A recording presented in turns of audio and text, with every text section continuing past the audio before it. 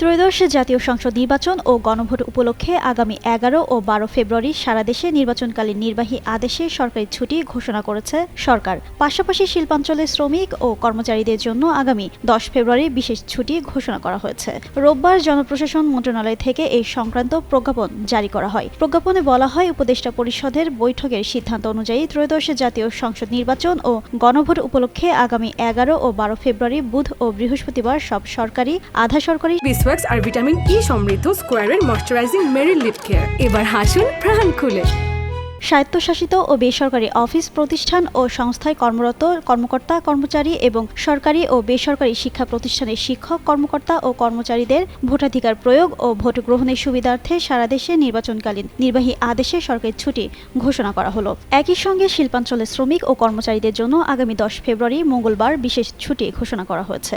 এছাড়া ভোটের পরে দুদিন শুক্র ও শনিবার সরকারি ছুটি, ফলে টানা ৫ দিনের ছুটি থাকছে।